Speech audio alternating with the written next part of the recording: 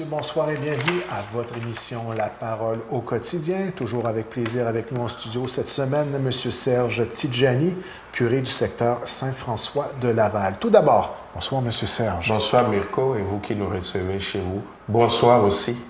Alors, nous continuons toujours sur les mêmes sujets qui englobent nécessairement l'ensemble des sacrements de l'Église. Voilà. Cette semaine, nous allons discuter des sacrements de guérison. Oui. Puis ça, c'est le dernier lot. Vous vous rappelez, le premier lot des 3 sacrements, on avait parlé des sacrements de l'initiation chrétienne, le baptême, la confirmation et la communion. Après, on a parlé des sacrements du service de la communion, c'est-à-dire le mariage et l'ordination. On a fait plusieurs émissions là-dessus. Ça nous a permis aussi d'aborder des questions actuelles, surtout liées au mariage et la position de l'Église. Là, on arrive, j'allais dire, au 3e lot des sacrements pour boucler les 7. Donc aujourd'hui, on va parler des sacrements de guérison. Au bingo, on parle de l'eau en termes de prix. Oui. À la parole au quotidien, c'est en termes de différents sujets abordés. Du sujet abordé. Et puis, c'est en termes aussi de cadeaux qu'on se donne de prendre le temps de suivre une émission où nous parlons des affaires qui rejoignent notre corps et notre âme. Et cela éclaircit plusieurs, questionnements que je pouvais avoir personnellement. Et je suis persuadé que ça a répondu à des questionnements pour la population à la maison aussi. C'est l'objectif visé, de toujours être là au service de la communauté.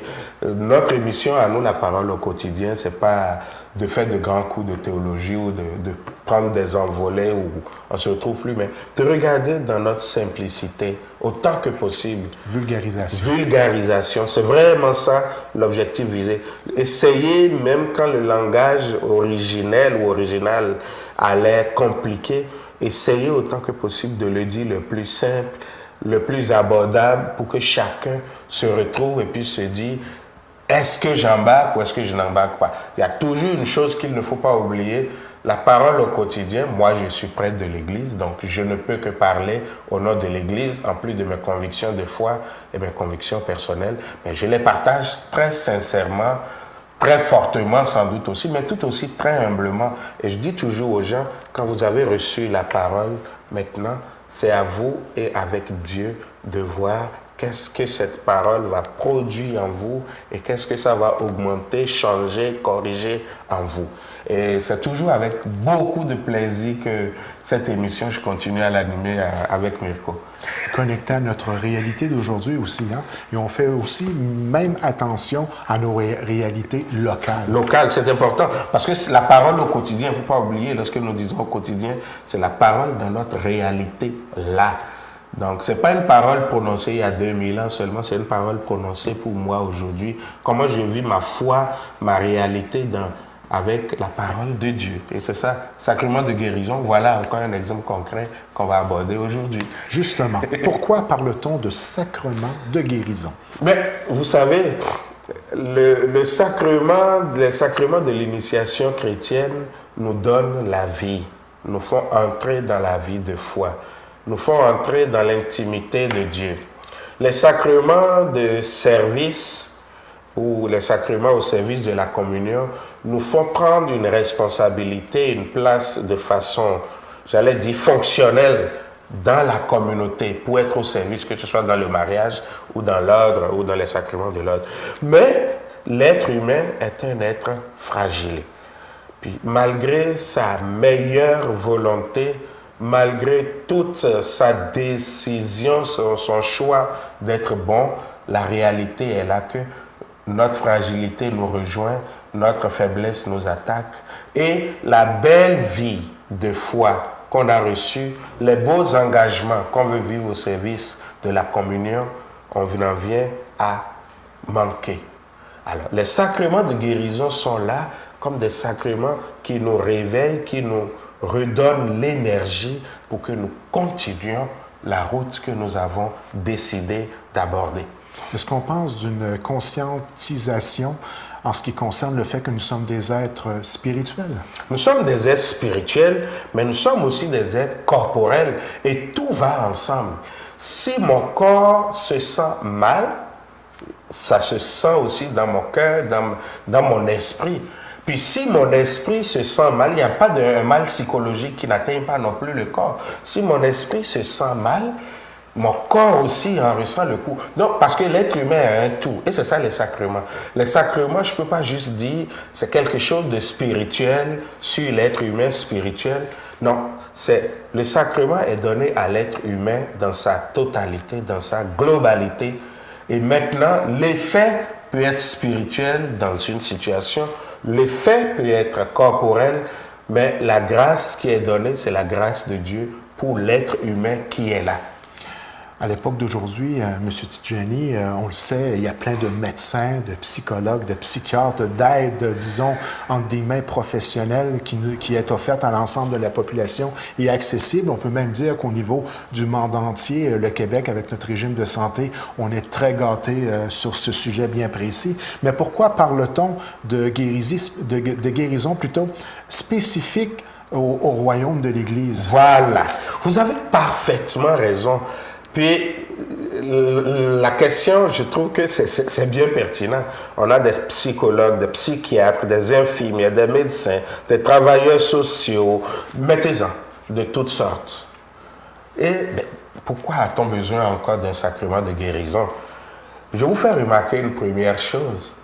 Quand vous allez même dans nos milieux hospitaliers, quand on parle de soins multidisciplinaires, interdisciplinaires, que ce soit même juste la question éthique. Vous voyez, il y a toujours, avant, jusqu'à il y a 3-4 ans, c'était les aumôniers dans les hôpitaux. Maintenant, on a changé le nom. On va dire intervenant en soins spirituels et pastoraux. Voyez-vous, ça veut dire que même dans ces milieux hospitaliers où on soigne le physique, le corps, il y a encore même déjà là une place pour comprendre que le médecin seul ne suffit pas pour soigner l'être humain.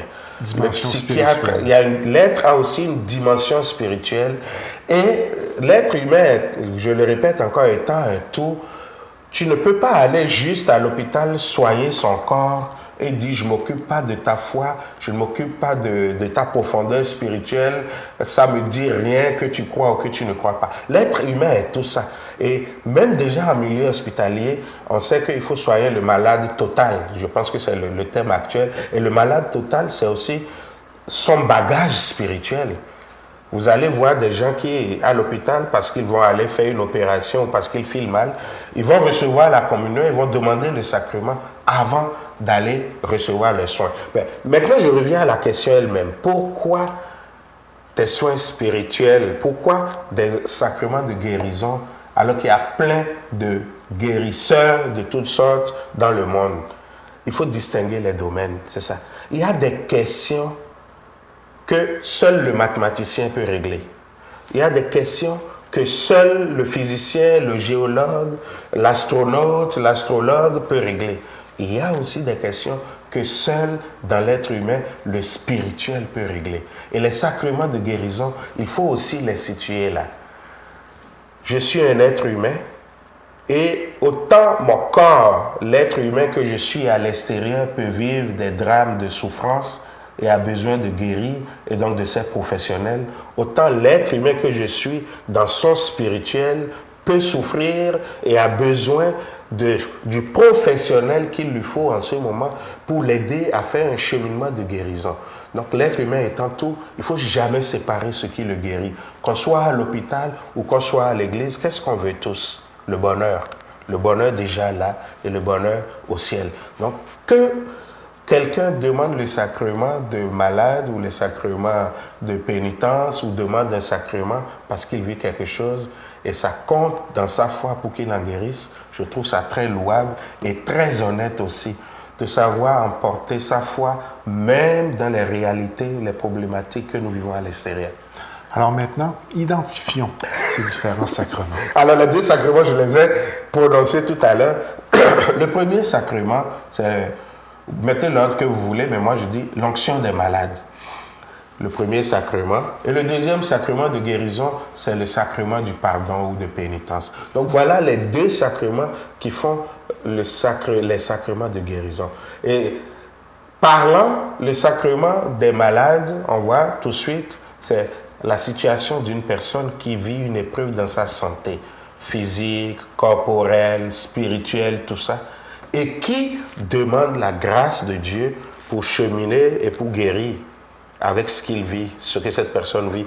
Alors que le sacrement de pénitence, c'est quelqu'un qui a perdu ou qui pense avoir perdu l'état de grâce que le baptême et la communion lui ont donné et qui dit « Je vais faire le ménage en moi pour retrouver ma splendeur première et retourner en communion avec moi-même. » Parce que quand on est blessé, c'est d'abord nous-mêmes qu'il faut guérir avec Dieu, avec les autres. Alors ces deux sacrements, c'est ça.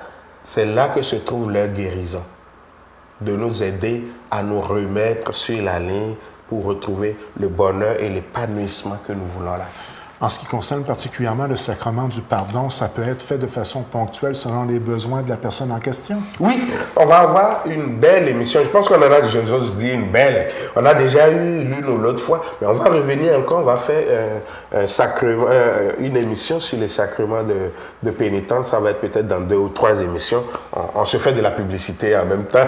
Alors, mais ce qui est important, c'est que justement, une personne qui vit quelque chose et qui dit « Ma vie actuellement, telle que, avec ce que je viens de vivre, ce que je viens de faire ou ce que je viens de penser, ma vie a besoin d'un nettoyage. » Alors, tu peux aller le vivre seul en ce moment, comme tu peux aller le vivre en groupe. Ça dépend toujours du cheminement qu'on prend. Alors que l'onction des malades, c'est la même chose. Ma vie, il y a quelque chose, j'ai une problématique de santé maintenant. Ça n'a pas besoin d'être dramatique. Je vis quelque chose. Puis je pense que dans ma foi, j'ai besoin de la présence de Dieu pour m'aider à m'en sortir.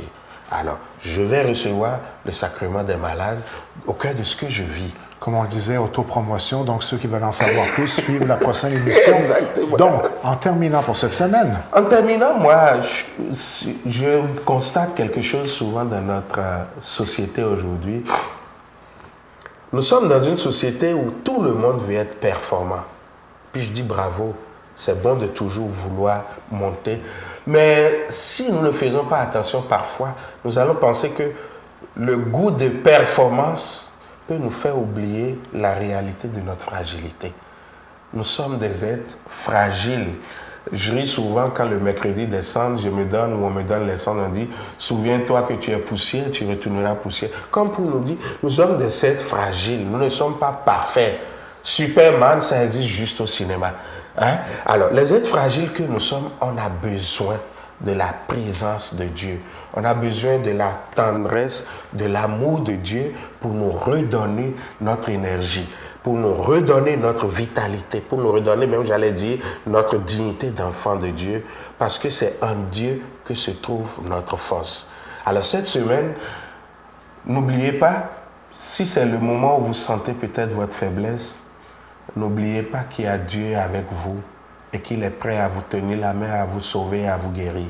Si c'est le moment où vous sentez que vous êtes vraiment fort, n'oubliez pas qu'il y a aussi des faibles qu'il faut soutenir. Et n'oubliez pas qu'aujourd'hui vous êtes fort, mais tant que la vie n'est pas finie, demain vous pouvez être faible et vous allez avoir besoin d'être soutenu. Donc, ce que je veux tout simplement, quand on parle déjà des sacrements de guérison d'un bout comme de l'autre, c'est d'avoir cette attitude de compassion vis-à-vis les uns vis-à-vis des autres. Le plus fort d'entre nous a ses faiblesses aussi. Et le plus faible d'entre nous, je suis à sa richesse, ses charismes et sa force aussi. Donc, qu'on apprenne à se regarder et à s'accepter avec ce regard de compassion et d'amour là pour se soutenir et s'aider. Moi, c'est là-dessus que je finirai l'émission d'aujourd'hui en attendant que nous prenions chacun des sacrements. Alors, lorsque nous parlons de sacrement de guérison, il faut comprendre que c'est la compassion de l'Église pour ses enfants, c'est la compassion de Dieu pour le monde et c'est aussi la compassion les uns des uns pour les autres. Là-dessus que je finis. Et prenez courage, soyez forts, vous qui nous écoutez, qui êtes peut-être couchés, qui êtes fatigués, qui êtes déprimés, qui êtes fatigués de quelque façon que ce soit. Vous n'êtes pas seul, Dieu est avec vous. Et chaque fois qu'on prie pour les gens, on pense aussi à vous. Que Dieu vous aide et qu'il vous relève de tout ce qui vous écrase et vous fait perdre la force pour que vous retrouviez vous aussi la guérison.